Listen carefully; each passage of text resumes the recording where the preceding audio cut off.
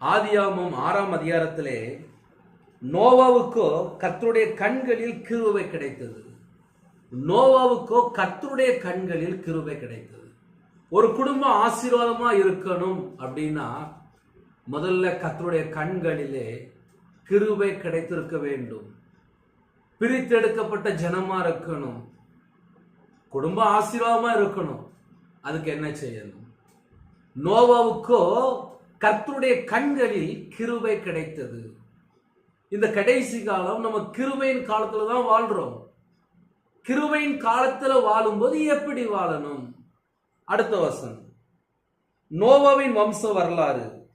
நோவா தன் காலத்திலே இருந்தவர்களுக்குள்ளே நீதிமானும் உத்தமனுமாயிருந்தான். நோவா தேவனோடு சஞ்சரித்துக் கொண்டிருந்தான். ஒரு 3 பாயிண்ட். நீதிமான், உத்தமன், சஞ்சரித்துக் கொண்டிருந்தான். தேவனோடு ஒரு மனுஷன் நடக்கணும். தேவனோடு ஒரு மனுஷன் நடக்கணும் அப்படின்னா உண்மை உள்ள ஜனமா இருக்கணும்.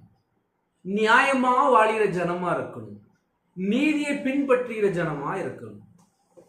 அப்ப யாரெல்லாம் இந்த கடைசி காலத்திலே தேவனோடு நடக்கணும்னு சொல்லி ஆசைப்படுறீங்களோ 24 மணி நேரம் வாழ்க்கையிலே உண்மை, 24 மணி நேரமும் உண்மை, 24 மணி நேரமும் அநியாயத்தை வெறுத்து நீதியை பின்பற்றுகிற ஜனமாக இருக்கணும். கர்த்தருடைய கண்களிலே நமக்கு கிருபை வேணும் அப்படின்னா நம்ம இருதயம் தேவனோடு இருக்கா? கேள்வி. நம்ம இருதயம் தேவனோடு தான் இருக்கா?